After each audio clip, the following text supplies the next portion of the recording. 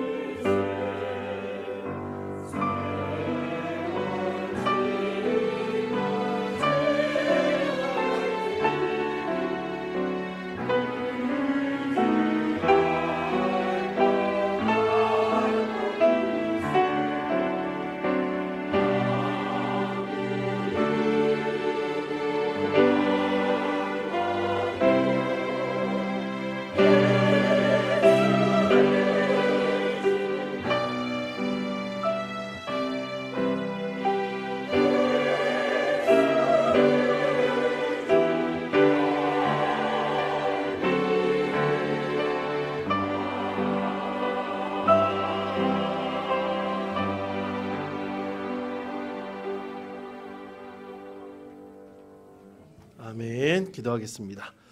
하나님, 그렇습니다. 우리가 세월 지나갈수록 우리는 더욱더 주님을 의지하기를 원합니다. 세상을 의지하는 것이 아니라 주님을 의지하여 천국 소망을 가지고 하루하루 살아가기를 간절히 원하오니 오늘 주님 앞에 나와서 주님을 의지하기를 원하니 주님이 사랑한 자를 축복하시고 은혜 베풀어 주옵소서. 호산나 찬양대의 찬양을 하나님께서 받으셨을 것이라고 믿습니다. 이제 하나님 말씀을 듣기를 원합니다.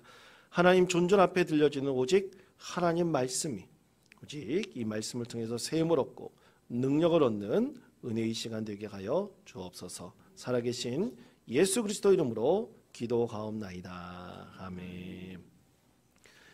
최근 일본에서 슈퍼 등산부라고 하는 인디 밴드가 아주 굉장히 큰 인기를 끌고 있는데요. 이 인디 밴드가 왜 인기를 끄냐면 그들이 갖고 있는 아주 독특한 컨셉 때문이었습니다. 이름에 등산부라고 이름이 있지 않습니까? 그래서 이 인디 밴드를 진짜 산에 오르면서 그곳에서 라이브 공연을 합니다. 이 독특한 컨셉 때문에 일본인들이 많이 열광을 하고 있다고 그러는데요. 이 그룹이 최근에 이름을 삼뽀라는 이름을 가진 이 노래를 발표했습니다. 여러분 삼뽀 그 이름 들으니까 기분이 어떠십니까? 이 좋죠. 아주 가뿐하게 산을 올라서 아주 즐거운 마음으로 노래하듯이 이 산을 오른다는 그런 의미로 이 노래를 발표했는데요. 이 노래를 발표하자마자 일본 전역에서 난리가 났습니다. 왜냐하면 이 노래가 고 김광석 씨가 1994년에 발표했던 바람이 불어오는 곳이라는 그 노래하고 너무나 똑같은 것이에요. 심지어 앞부분 한 50초 정도를 듣잖아요. 그러면 이거는 바람이 불어오는 곳이라는 노래를 일본 말로 그 언어로 개사를 해서 부르는 거 아닌가 할 정도로 착각을 일으킬 정도로 너무나 똑같습니다. 그것이 우리나라 네티즌에게도 알려져 가지고 아주 큰 논란이 일어나고 있습니다. 여러분 이 정도 된다면 당연히 표절이겠죠. 그러면 잘못했다고 그 노래를 취소하고 반성하는 것이 수순 아니겠습니까? 그런데 이 슈퍼 등산부라는 그 인디밴드는 오히려 저희는 몰랐습니다. 대한민국에 그런 가수가 그런 노래를 불렀다는 자체도 저희는 하나도 몰랐습니다. 그렇게 오히려 변명을 했습니다. 그러면서 오히려 대한민국에 그런 훌륭한 노래를 지은 가수가 있다는 것에 경의를 표한다고 오히려 그렇게 발표를 했다고 합니다. 여러분 혹시 김광석 씨가 살아서 빙의해가지고 그들에게 노래를 짓게 해줬을까요? 여러분 표절은 엄청난 범죄입니다. 남의 것을 도용을 해가지고 그것을 그대로 카피한다는 것은, 그것도 허락받지 않고 카피한다는 것은 엄청난 죄죠. 여러분 똑같은 물건이 있다고 생각을 해봅시다. 하나는 명품이고 하나는 명품을 카피한 짝퉁이에요. 그런데 만약 이 진짜가 아닌 가짜가 진짜처럼 행세해가지고 엄청난 가격에 팔린다면 어떻게 그것을 그냥 내버려 둘 수 있겠습니까? 반드시 가짜는 절대로 그것에 대한 가치를 인정받을 수 없는 것입니다. 자, 그렇다면 우리 신앙에 있어서도 어떨까요? 여러분 짝퉁 신앙이 있을까요? 진짜 믿음이 있고 가짜 믿음이 있겠습니까? 여러분 어떻게 생각하십니까? 여러분 가짜 믿음을 생각해 봤을 때, 진짜와 너무나 유사하지만 가짜 믿음을 생각했을 때 우리가 쉽게 생각할 수 있는 것이 대표적으로 사이비 이단이라고 할 수 있습니다. 여러분 요즘에 통일교 문제가 세간에서 아주 떠들썩합니다. 그래서 여러분들이 이 통일교에 대해서는 조금 아셔야 되지 않을까 그런 생각을 합니다. 여러분도 잘 아신 대로 통일교는 고 문선명 씨가 1920년부터 시작한 그런 종교죠. 그가 그때 태어나서부터 그때 만들어진 종교입니다. 초기 이름은 세계 기독교 통일 신령 협회라는 이름을 갖고 있었어요. 거기에 기독교라는 이름이 들어가요. 처음에는 기독교와 아주 똑같이 만들어진 그런 유사 종교라는 것을 잘 알 수 있죠. 그래서 지금은 이름이 세계 평화통일 가정연합이라고 아주 대표적인 교단이 있습니다. 거기에 분파들이 있어요. 그렇지만 세계 평화통일 가정연합이라 그러면 통일교라고 우리가 알 수 있습니다. 그런데 이 통일교 신도가 최근에 뉴스에 보면 약 120만 명 정도라고 얘기를 하고 있는데요. 실제로 따져본다면 120만 명은 아니라고 합니다. 휴먼 신도라 그래가지고 이제 통일교 신앙을 하지 않는 사람들, 휴면하고 있는 사람들, 그래가지고 그게 한 반 정도 된다고 그래요. 그런데 참 놀라운 것이 이 악한 영향력이 전 세계로 펼쳐나가고 있는데 특히 일본은 우리나라 신도들보다 한 2배가량 많다고 합니다. 참 놀라운 일이죠. 전 세계적으로는 우리나라 신도들보다 한 10배 정도 외국에 그렇게 많이 있다고 합니다. 그러면 왜 이렇게 가까운 일본에 통일교 신도들이 많이 있느냐? 그것은 여러분, 우리나라와 일본이 예전에는 원수지간이었지 않습니까? 그렇죠? 그래가지고 일본 사람과 한국 사람이 결혼을 해서 평화를 이루면, 서로 통일을 이루면 아마 전 세계가 평화를 이루는 그 시발점이 될 것이다. 그래가지고 한국 사람과 일본 사람이 원수지간이니까 서로 결혼해서 통합하면 전 세계가 그렇게 평화를 이룰 것이다. 그렇게 주장을 합니다. 그런데 반드시 여기에 전제되는 것이 있어요. 문선명의 피를 받아야 돼요. 문선명의 피를 받지 않고 결혼하면 안 돼요. 그래서 많은 사람들이, 전 세계의 이 통일교 신자들은 같은 나라 사람들끼리 결혼하는 경우가 별로 없어요. 서로 원수지간인 나라의 사람들끼리 서로 합동 결혼식을 하고 그렇게 살아가고 있습니다. 그러면서 이 대한민국에 대해서 뭐라 그러냐면요, 이 고 문선명 씨가 참 아빠고 참 어머니가 누구라고요? 한학자라고 합니다. 그런데 대한민국이, 이 문선명 씨가 어디서 태어났어요? 대한민국에서 태어났죠. 우리나라에서 태어났죠. 그러니까 우리나라가 하나님의 조국이라고 이름을 붙여 부른다고 합니다. 자, 그러면 여러분, 우리나라에는 그러면 상대적으로 통일교의 교세가 좀 그래도 작고 일본에 많은 이유가 있어요. 그것은 우리 그리스도교가 이전부터, 아주 오래전부터 통일교를 이단 사이비로 지목을 하고 절대로 이 기독교인들 사이에서 전파되지 못하도록 철저히 막았기 때문입니다. 그래서 한국보다는 일본에 더 신도들이 많고 외국에 더 많은 신도들이 있는 것이죠. 그래서 여러분, 절대로 통일의 통자도 들었는다면 절대로 교류하시면 안 됩니다. 여러분, 이단에 대해서 성경은 이렇게 말씀하고 있습니다. 베드로후서 2장 1절의 말씀입니다. 다 같이 한 목소리 읽겠습니다. 그러나 백성 가운데 또한 거짓 선지자들이 일어났었나니 또 거짓 선생들이 있으리라. 그들은 멸망하게 갈 이단을 가만히 끌어들여 자기들을 사신 주를 부인하고 임박한 멸망을 스스로 취하는 자들이라. 아멘. 자, 예수님을 부인하고 임박한 멸망을 어떻게 한다고요? 스스로 취하는 자들이다 라고 성경에서 분명하게 말씀하고 있습니다. 그래서 이들과는 절대로 관계하면 안 됩니다. 그럼 우리가 이런 이단들에 대해서 어떻게 해야 될까요?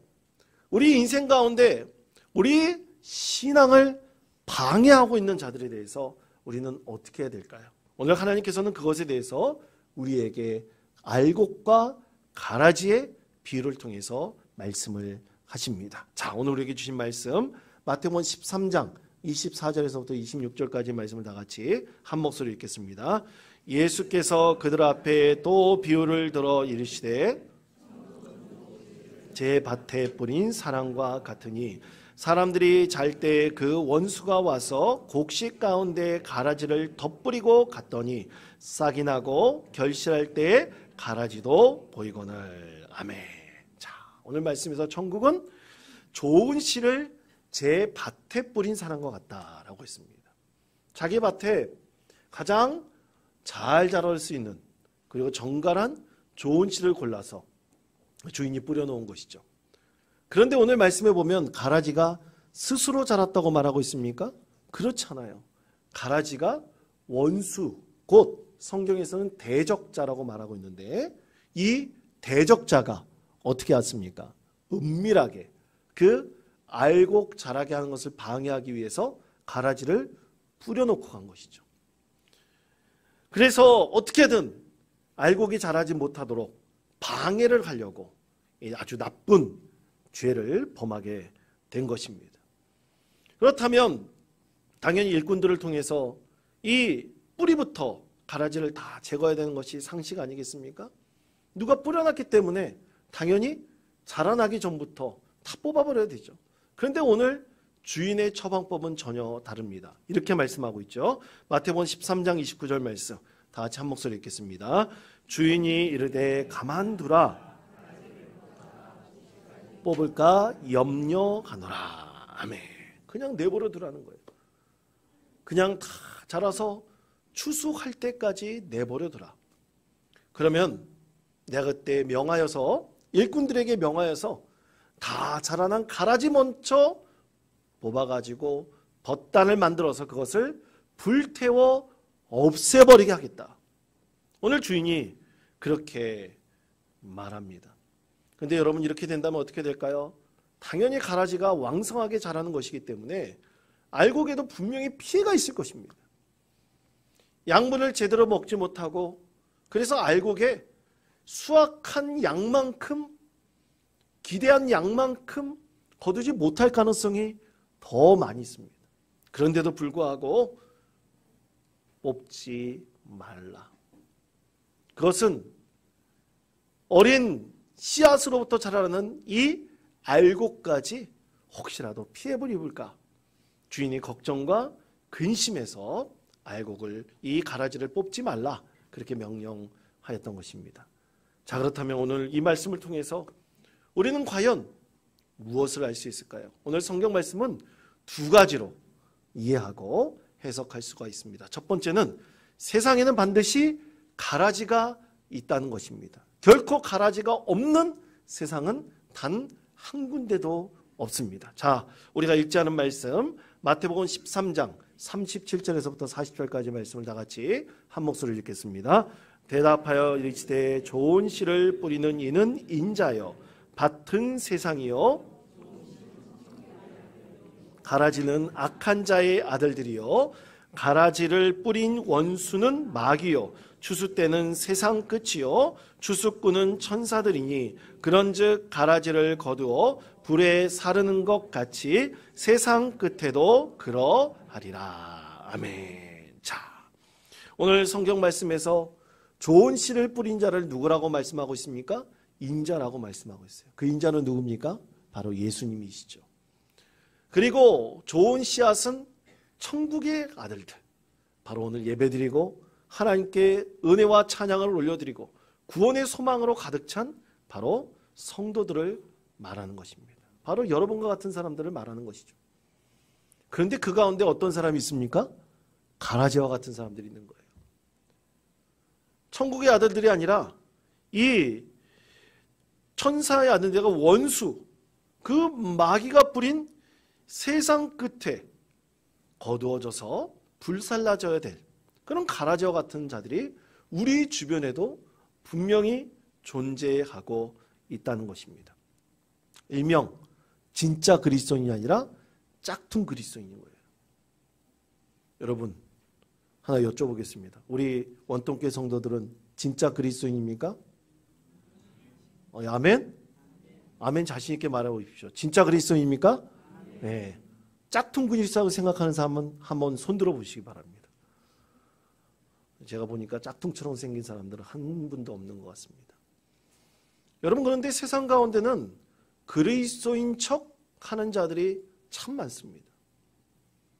그것은 믿음의 본질을 잃어버린 자들을 말하는 것이죠. 그러면 우리가 이런 말을 이렇게 생각할 수 있습니다. 예수님께서 알곡과 가라지를 구분하시면서 이 알곡은 천국의 아들들이라고 그랬어요. 그럼 태어날 때부터 구원받은 천국의 소망을 미리 받은 그런 아들들이 있을까? 우린 그렇게 여쭤볼 수 있습니다. 의문을 가질 수가 있어요.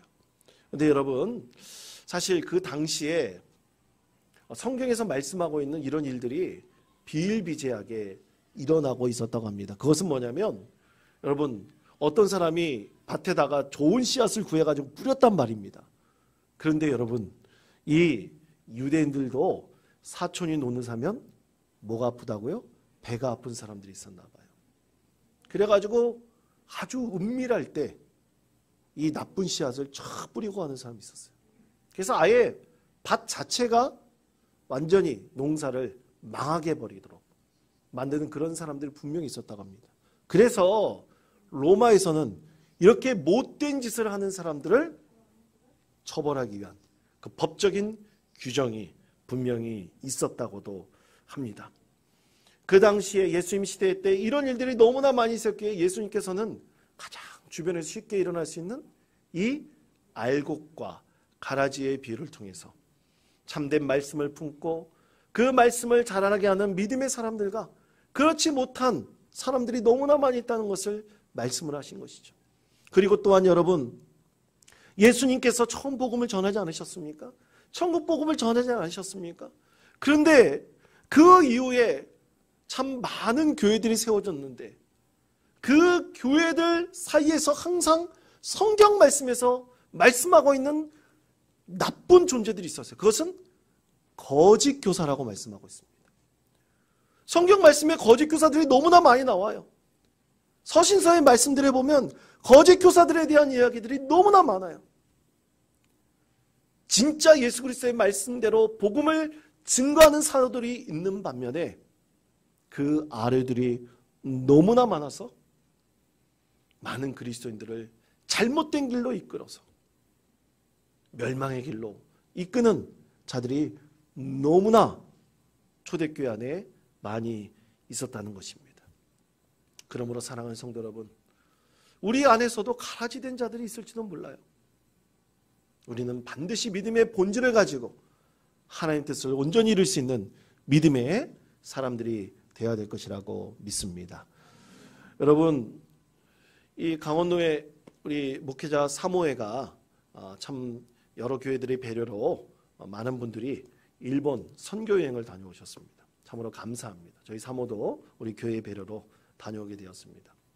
3박 4일 동안 일정 동안에 많은 교회들과 또 그리고 일본에 보면 동치사 대학이라고 아주 유명한 크리스천 학교가 있어요. 사실 일본에서 한국 기독교에 대해서 그 역사를 공부하시는 분들이 꽤 많습니다. 그래서 박사학위 논문을 일본 이 동치사 대학이나 이런 데 가가지고 공부해서 박사학위를 받아오신 분들이 꽤 많아요. 한국에 굉장히 많이 있습니다. 그만큼 어떻게 보면 일본에 비록 1% 정도밖에 안 되지만 그 안에 기독교 역사의 뿌리가 굉장히 깊이 있는 것을 알 수 있죠. 그런데 왜 일본에는 그렇게 기독교가 전파되지 않는가?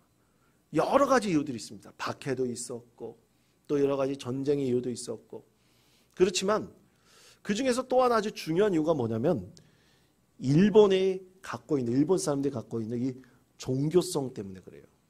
여러분, 일본에는 신을 뭐라고 부르냐면 카미라고 부릅니다. 그런데 일본에 800만 신이라는 말이 있어요. 800만 신. 신이 800만이 있다, 그런 뜻이 아니라 이거는 이 800만 정도 되듯이 엄청나게 셀 수 없이 많은 신들이 있다는 거예요. 그래서 일본은 이 신토라고 하는 전통 신앙이 그들 민족 안에 아주 깊이 뿌리 내려져 있습니다. 그래서 다신교의 체계를 그들이 아주 오래전부터 무의식적으로 머릿속에 또 마음속에 깊이 뿌리 내리고 있어요. 이런 다신교의 신앙인들이 굉장히 많습니다. 대표적으로 인도의 힌두교가 다신교죠.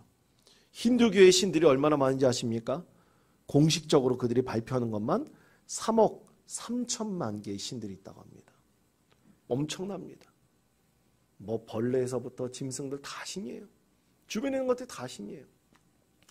일본의 어떤 가정에 보면 자기네들이 어떻게 보면 그 신토의 신앙을 섬기는 조그만 사당 같은 것도 만들어 놓는 분들이 꽤 많이 있습니다. 그런데 이런 다신교를 믿고 있는, 오랫동안 믿고 있는 자들에게 복음을 전하잖아요. 열심히 제자 훈련시킵니다. 그리고 세례를 줘요. 그래서 이들을 파송해가지고 좀 교회를 세우려고 그러고 많은 분들에게 전도하려고 그러잖아요. 그러면 그 다음날 자기네 힌두교 사당에 가지고 예배하는 자들이 있어요. 아니, 왜 그랬느냐 물어보면 저는 예수님을 믿습니다. 그렇지만 내 안에 또 다른 신도 있습니다. 이게 너무나 강하게 있어서 오직 예수 그리스도가 오직 유일하신 주님이라는 사실을 이 받아들이기가 굉장히 어려운 것입니다.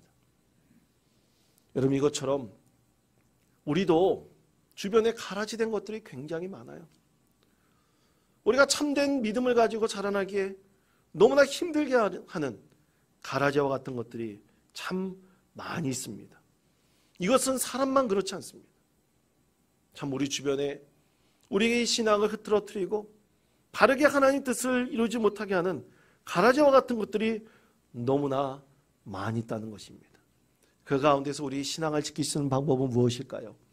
여러분, 우리는 반드시 기억해야 될 것이 있습니다. 그것은 하나님께서 우리를 위하여, 농부 되시는 하나님께서 우리를 위하여 오늘도 일하시고 내일도 일하시고 계신다는 것입니다. 그 하나님께서 우리에게 귀한 양식을 주시고 또 우리가 자라나기를 간절히 원하고 계십니다. 그 사실을 여러분 믿으면서 오늘 예배 드릴 때 영과 진리로 오직 주님만 생각하시며 하나님만을 의지할 수 있는 오늘의 이 예배를 드리시기를 축복합니다. 내일도 나가서 여러분 세상에 살아갈 때 여러분 심령 가운데 있는 오직 믿음을 신뢰하고 하나님을 향한 마음을 가지고 오직 일심을 가지고 하나님만을 찬양하기를 늘 소망하는 저와 여러분 되시기를 바랍니다. 그렇게 노력하고 또 노력하다 보면 우리 주변에 있는 모든 가라지와 같은 것들이 우리를 결코 침노하지 못할 것입니다. 믿음의 본질을 늘 소망하면서 하나님을 믿는 믿음 안에서 거하기를 원하는 참된 그리스도인들 결코 침노하지 못할 것입니다. 왜냐하면 하나님께서 우리를 위해서 오늘도 일하시고 내일도 일하시고 우리와 함께 동행하시기 때문입니다. 그러므로 사랑하는 성도 여러분, 우리 주변에 있는 가라지와 같은 것들, 그리고 우리가 이게 진짜 신앙인지 아닌지 모를 때 오직 하나님만을 바라보시고 늘 하나님을 의지하셔서 여러분 안에, 여러분 밖에 있는 가라지와 같은 것들을 다 물리치시고 오직 알곡된 믿음의 사람으로 성장해 가시는 믿음의 성도 되시기를 바랍니다. 두 번째는 가라지가 외부에만 있는 것이 아닙니다. 내 안에도 가라지가 있습니다. 여러분, 성경 말씀을 아주 비슷하게 쓴, 그렇지만 성경의 진리의 말씀이 아닌 위경이라는 성경이 있습니다. 이 위경 안에 도마복음이라는 것이 있어요. 이 도마복음에 보면 오늘 읽었던 이 알곡과 가라지의 비유와 너무나 똑같은 말씀이 있습니다. 토시만 조금 다르지 거의 똑같아요. 대체 그렇다면 이 주님의 말씀 중에 알곡과 가라지는 또 어떤 의미를 담고 있을까? 이 궁금해할 수 있습니다. 그것은 이 알곡과 가라지가 사람 또 내 주변에 있는 것들과 구별되긴 하지만 내 안에도 바로 가라지와 같은 것들이 분명히 존재하고 있다는 것입니다. 가라지와 같은 것들이 자라나고 있어요. 그런데 여러분, 우리 안에 이 가라지와 같은 것을 완전히 제거할 수 있습니까? 제거할 수 없습니다. 그 대신 알곡 같은 것들이 분명히 또 그 안에서 자라나고 있는 것입니다. 저희도 한번 말씀드렸지만 사택 뒤편에 조그만 텃밭을 만들었습니다. 이 텃밭에 이제 가을 상추를 심었는데 그래도 봄에 한번 키워봐서 그런지 우리 같이 심었던 이 집사님을 통해서 또 지혜도 얻게 돼가지고요. 제가 한 번도 해보지 않았는데 이 밭에다가 비닐을 씌웠어요. 그리고 구멍을 내가지고 거기다가 상추를 심었습니다. 어제 가보니까 잘 자라나고 있더라고요. 그런데 문제는 다른 데서 발생을 했습니다. 상추는 잘 자라고 있는데 이 검은색 비닐을 씌운 데는 풀들이 자라나고 있지 않는데 다른 데를 가보니까 완전히 풀들이 자라나서 이제는 야생화 밭이 되어버렸습니다. 엄청나게 많이 있어요. 그래서 마음속으로 생각했죠. 요거만이라도 지켜보자. 이 야생화가 또 풀들이 이 검은 비닐에 씌워있는 데는 절대로 침노하지 못하도록 이건 한번 지켜보자. 그렇게 생각을 가지고 키우고 있습니다. 내년에는 밭을 할 때 비닐을 전체 다 덮어버려야겠어요. 그래서 다시는 풀들이 자라지 못하게 아주 근본부터 막아야 되지 않을까 그렇게 생각을 합니다. 여러분 최근에 비가 너무 많이 오지 않았습니까? 그렇죠? 강릉에 비가 와서 참 다행인데 이 원통에도 비가 너무 많이 왔어요. 근데 하루가 다르게 풀들이 너무나 빨리 자라버립니다. 상상할 수 없이 자라버려요. 도저히 제거하기도 힘들 정도로 자라버립니다. 그러나 여러분 이렇게 자라나지만 우리 안에서 반드시 지켜야 될 것도 있습니다. 제가 가을 상추를 꼭 지키겠다고 했듯이 우리 안에 반드시 지켜야 될 것도 있어요. 여러분 말씀이 신겼지 않습니까? 여러분 말씀을 귀하게 여기시고 그 말씀을 반드시 지키십시오. 실천하도록 해보십시오. 가라지와 같은 것들이 있어요. 나의 마음을 흐트러 놓기도 합니다. 나의 영혼을 피폐하게 만들기도 합니다. 그러나 여러분의 심령 가운데 심긴 이 알고 그러고 자라날 말씀도 죽이지 말고 그 말씀이 잘 자랄 수 있도록 지키고 또 지키고 애쓴다면 언젠가 우리가 추수할 때 우리 예수님께서 말씀하신 그대로 가라지는 다 제거시켜버리고 알곡만 우리가 남아서 우리가 모두 천국의 귀한 백성으로 주님 품 안에 영원한 안식을 취하지 않겠습니까? 그러므로 사랑하는 성도 여러분 우리 안에 가라지 같은 것이 있다고 걱정하지 마시고 우리 안에 있는 알곡된 씨앗을 잘 자랄 수 있도록 애쓰시고 기도하시며 주님의 은혜를 사모하시는 믿음의 성도 되시기를 바랍니다. 그렇다면 하나님께서 여러분 안에 알곡 그 씨앗을 진짜 큰 알곡으로 자라게 하셔서 나중에는 가라지가 더 이상 침노할 수 없을 정도로 하나님께서 은혜를 베푸시고 여러분 심령 가운데 큰 축복을 더하여 주실 것이라고 믿습니다. 사랑하는 성도 여러분 이 세상에 짝퉁된 것들이 너무 많습니다. 그러나 여러분만은 믿음의 본질을 추구하여 하나님 나라를 늘 소망하시고 여러분 안에 있는 가라지를 제거할 수는 없지 모르지만 여러분 안에 있는 진실한 하나님 말씀의 씨앗을 잘 자라게 하여 이 세상에 하나님의 뜻을 온전히 이루어갈 수 있는 믿음의 성도 되시기를 간절히 축원드립니다.